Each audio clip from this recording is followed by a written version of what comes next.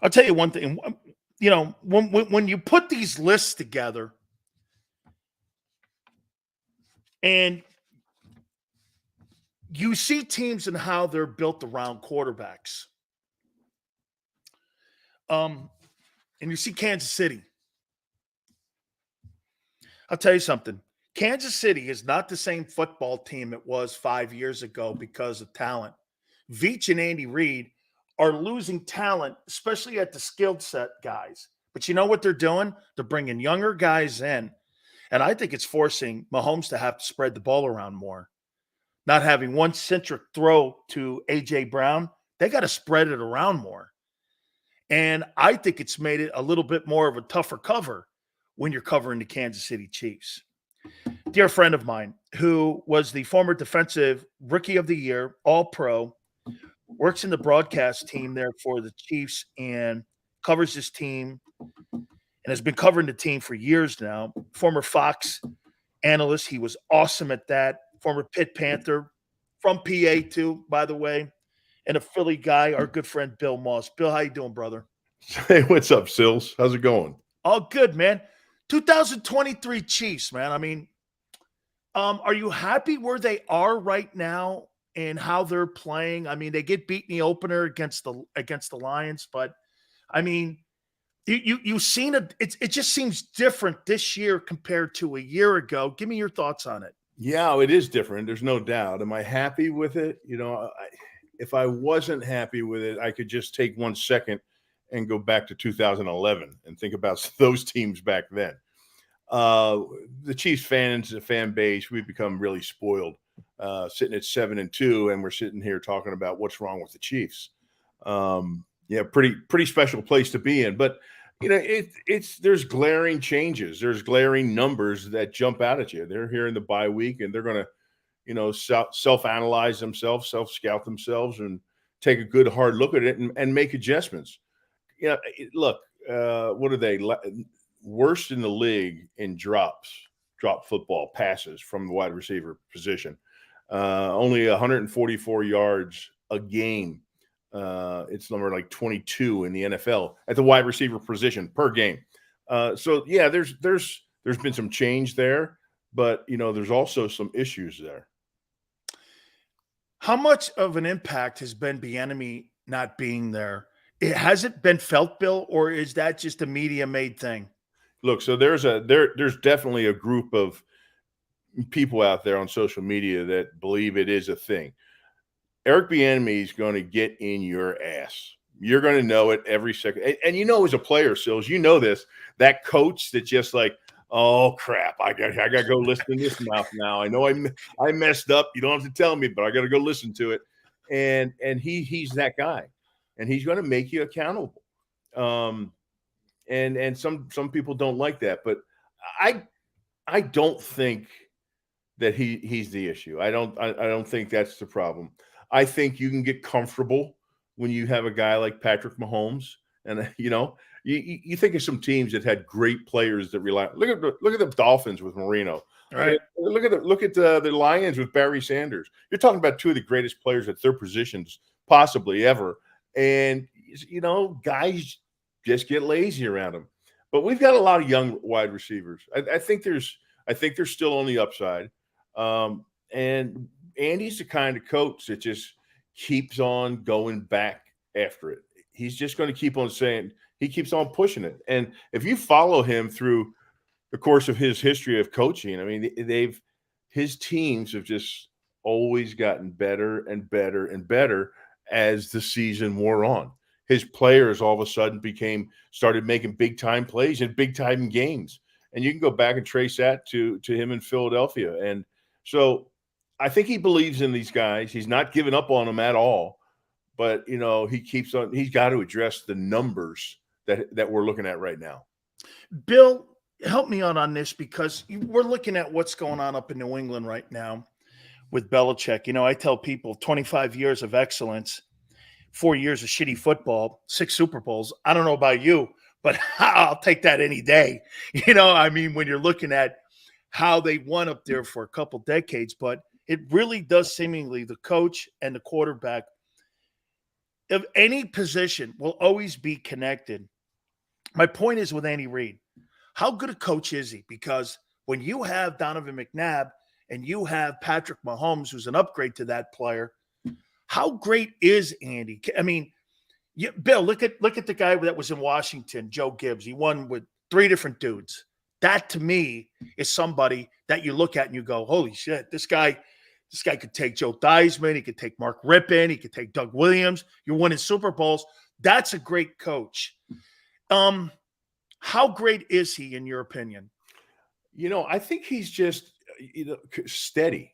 I've known him a long time, and he's a really interesting guy. And his parents were artists, and he's got a flair for the art of dissecting things and looking at things. He went to BYU under Lavelle Edwards. Lavelle, yeah, and he's kept playbooks from the time he was playing in high school and college, all the pros. He was up in Green Bay with Mike Holmgren to Philadelphia, and he's got all these playbooks, and he can adjust to the talent he has. He has his favorite things. He loves tight ends, loves them. Every place you look, going back to Green Bay, he's had 2, 3 tight ends. Philadelphia, 2, 3 tight ends. He took guys you didn't even know, Chad Lewis in Philadelphia, and made him a Pro Bowl player. And so, he has his things that he likes to do in his concepts, but he's always adaptable to his players. And that's why you see so much change in his game plan of running personnel in and out, different personnel groupings, different things. He's looking for the right matchups for each player, and he has those in his mind. That's what makes him so great. Falling into Patrick Mahomes is just unbelievable, right?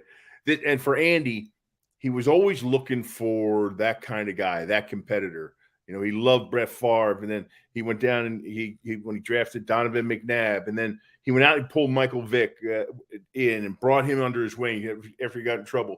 I remember him telling me he loved Jake the Snake Plummer.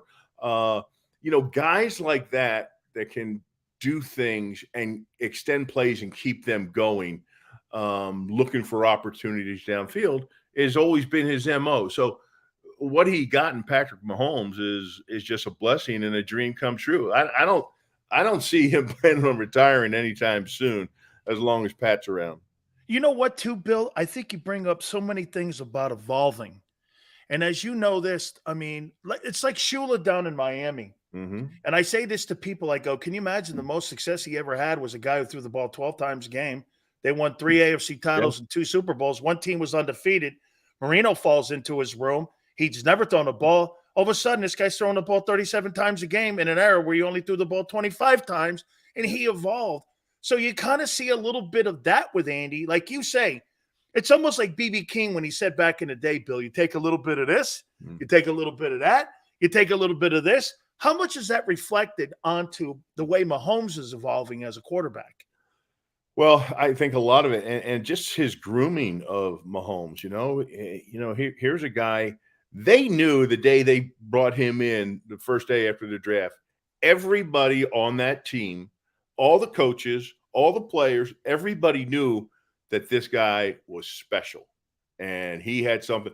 I went out and watched practice, and I saw him do things. I'm like, oh man! And so, if you remember, Marino things, Marino things, yeah, but Dan wasn't that slick. He couldn't move like he could. I think you mean more fleet of foot.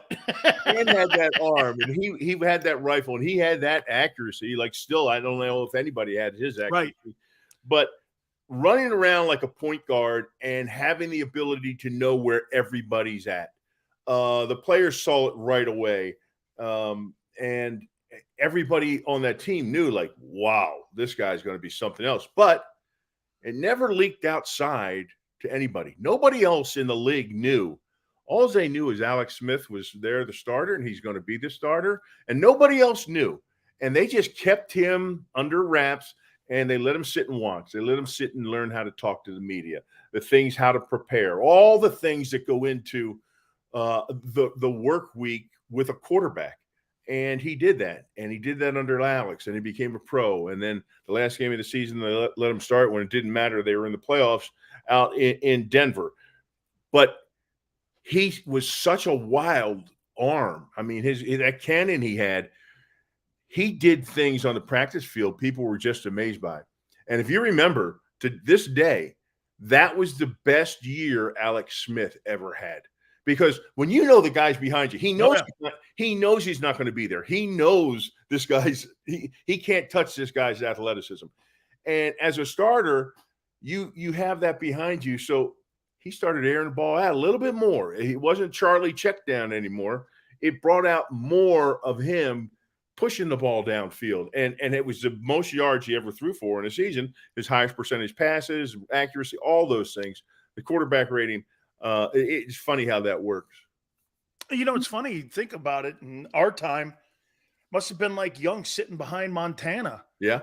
Knowing full well that eventually that guy's going to be the heir apparent. He has more skill set than me because he can run more, and probably elevated Joe's game because that guy sat behind him for like 9 years. And you bring Mahomes up here. Look at this, Bill. I mean, I hear people going like this, it just doesn't look the same. And you're like, okay, 433 attempts he's on chart for, 4,600 passing yards, 32 touchdowns, 69% completion percentage. I don't know, Bill, but if I'm putting money on something, I'm putting money on a guy. If that's a down year, what the hell is right? Have those expectations been set too high on him? Or do you think that's what he expects, to have those expectations put on him like that? I don't think he puts any expectations on himself at all. There is nothing on the football field he doesn't think he can overcome. Him on third down and plus 10 or more is absolutely ridiculous. I mean, it's crazy. He picks up more first downs, and he has that wherewithal around him. He knows where everybody's at, including where the line of scrimmage is when he's running around and where that first down marker is when he's running around. And he can stop his toe on that line of scrimmage when he's running around and drop that ball in somebody's lap. Or if they're in man coverage or backs are turned, he's just going to keep on going and pick up the first down himself. His numbers are just phenomenal. But there's nothing he doesn't think he can overcome. He's been down in so many games in the fourth quarter, the last second, big time games, AFC championship games, Super Bowls, and he just battles back. And when you have that belief, it permeates throughout the whole team. But at the same time, they know who's the guy that's making all the magic happen. And so you can just kind of get lazy and say, oh, we got this. Pat's here. Bill, this funny, I didn't realize until you just mentioned it here that the Chiefs are in a bye too. So they're going to be coming out, and their game at Arrowhead is going to be against the Eagles, a rematch of the Super Bowl.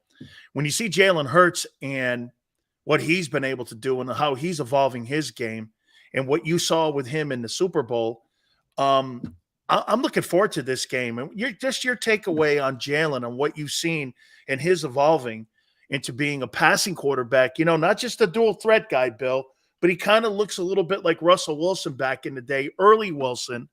Your takeaway on Hurts.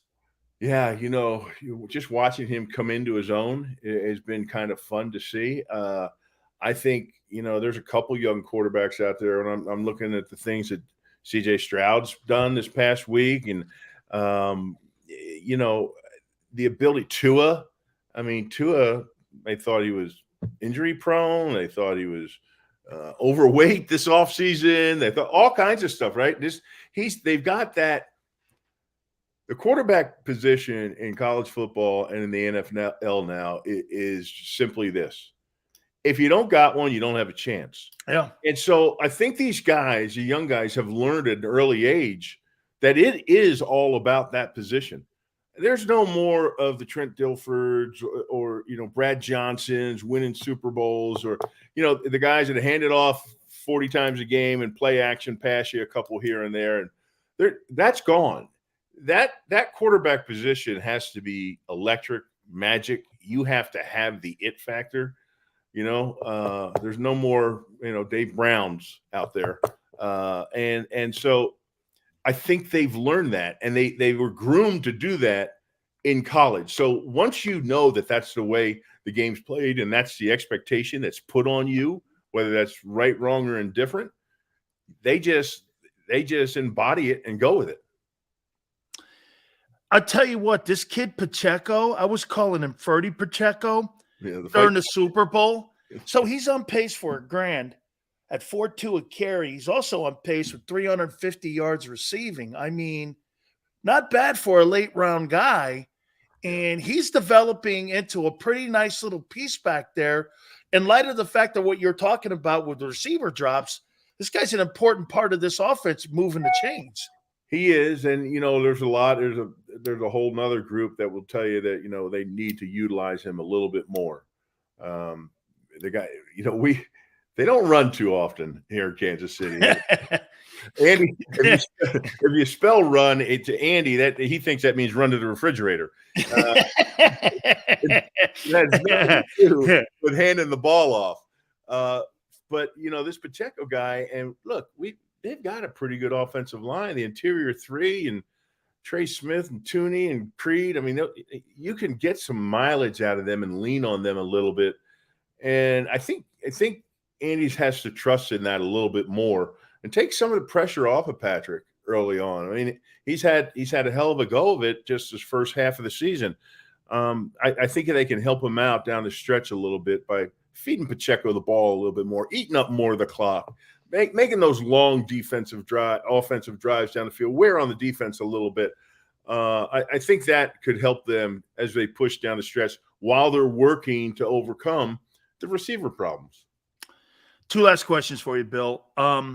This guy, Mike Dana, on pace for 10.5 sacks. Chris Jones, 10.5. Yeah. Shit, the kid Tranquil, the linebacker kid, on pace for 6.5 sacks. I mean, has that been a pleasant surprise for Jim Schwartz or for Spagnuolo and what he's been able to do on that side of the ball? You got very young corners. You got pass rushers now on the team. That looks like it's been a pretty big upgrade for Steve Spagnuolo that defense is playing the way it is.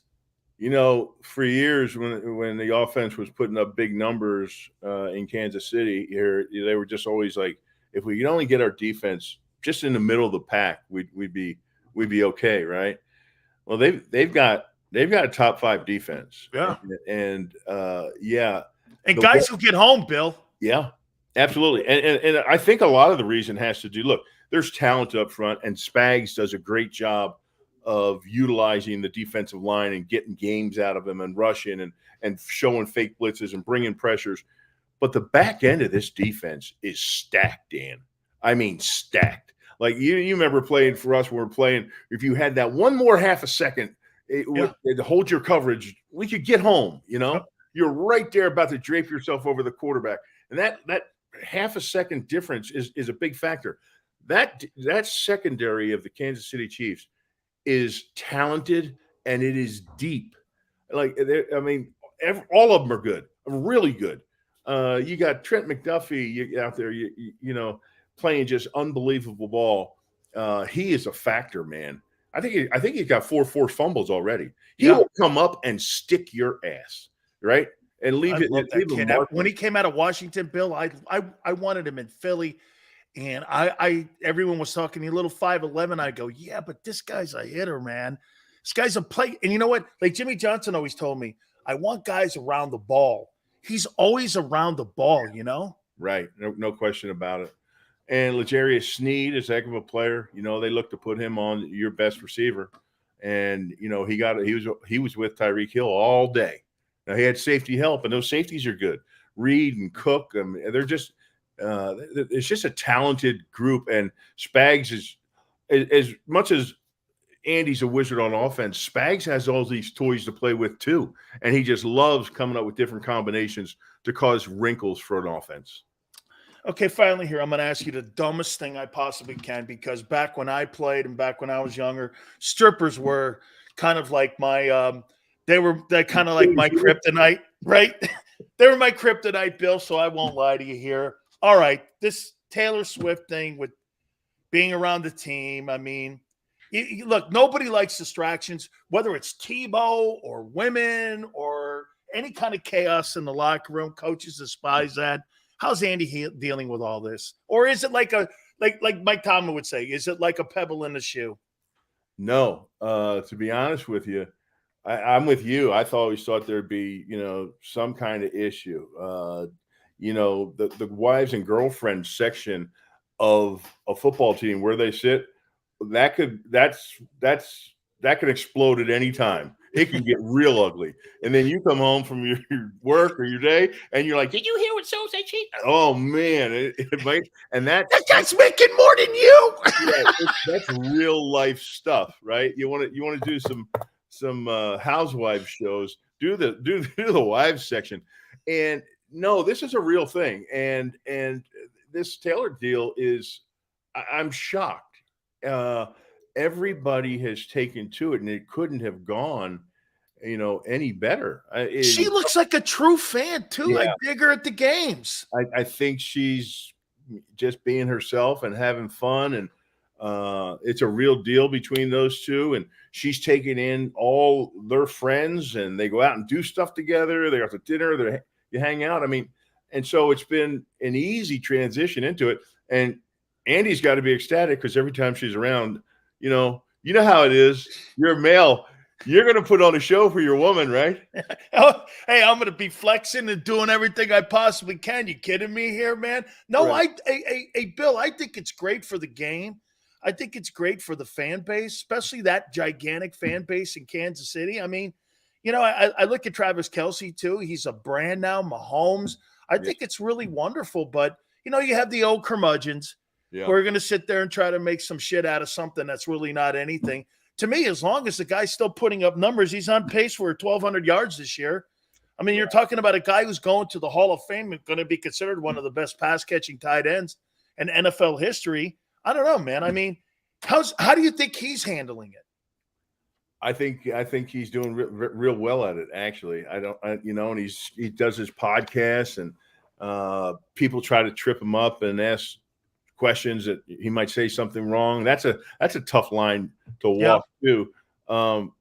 He alluded on one of his podcasts about you got to run the right routes and you got to catch the ball and things like that. And those things sometimes can carry back to a locker room and be troublesome. But I don't think, I think that Andy has done a great job and knows how to keep everybody in line and keep the ship pointed in the right direction. And I mean, it's early yet. Things can still blow up. You never know. But I think it's really gone well. And I think everybody's over the wow factor now too. And it's just not a big deal. It's just part of the Chiefs' kingdom. Bill, I really love the fact too, because that coach shows me how much I'd love to play for him. Hey man, I think it's great she's around. I really love the fact she's here. He embraces it. And he embraces if your personality is that. And Bill, this truly, to me, the great coaches could handle a Michael Irvin, can handle a Troy Aikman, can handle a Bill Maas, could handle a Charles Haley, could handle a Dan. You know what I'm saying? I mean, I love coaches like that because to me, different types of personalities, I think that's what makes a real strong locker room. Well, you mentioned all those coaches, and the one thing, the common denominator they all have is they're all they won. Yeah, but they're all true leaders. Yeah, you can't. This is why you see so much turnover in the NFL with head coaches. It doesn't matter how good your defense was or how good your offense was as a coordinator. If you don't have the ability to stand up in a locker room in a team meeting in front of all your coaches, 30 of them, and 50, 60 players, and be able to stand up there and be a leader and be a man and, dictate how things go. And this is the way we do things. That's the difference between them and everybody else. And that's why you see the turnover. It's not that these guys weren't good coaches. It's just that they aren't good leaders. And when you're not a good leader, it's like a grade school kid, right? And a student teacher comes in the class one day, right? The replacement, who you can walk on. Kids know. Well, it carries over too. Players know. They know when they sit there and that guy gets up in the front of the room, whether it's all business and you got to toe the line, or like it's like, okay. Hey, Bill, I leave you with this. So I told, my daughter's heard all of our stories, and I said I got Bill Maas on today. She goes, "So you think he's kind of like calm, like you think his kids push him around?" And I go, I've never had a person talk more shit than my daughter in my entire life, Danielle. Okay, believe me. Okay, I was a dick. She goes, "You couldn't jump over a stack of quarters now." And now, Bill, I've never had more people talk more shit to me in my life than my kid and my wife. Yeah. Hey, how are you, man? Are you in a good place right now, man? Great. I couldn't be better. I love what I'm doing. I got grandkids. Yeah, everything's good. I just wish, Dan, I was able to put my socks on. That's it. I can't put my socks on. Dude, I don't have any shoes with laces. It's the biggest struggle in my life is putting my socks on. I can't. I have to hey, come over here. Can you help me with my socks? I had to do the scoot thing on my feet. Bill, it's great catching up with you, man. You're one of the guys that I looked up to when I was a younger guy, man. Thank you so much for doing this and being my lifelong friend. Your show, man. Thank you so much. Bill Maas, our good friend from the Kansas City Chiefs, former defensive rookie of the year, all-pro, part of the broadcast team. Hit the like button. Keep it here on the National Football Show.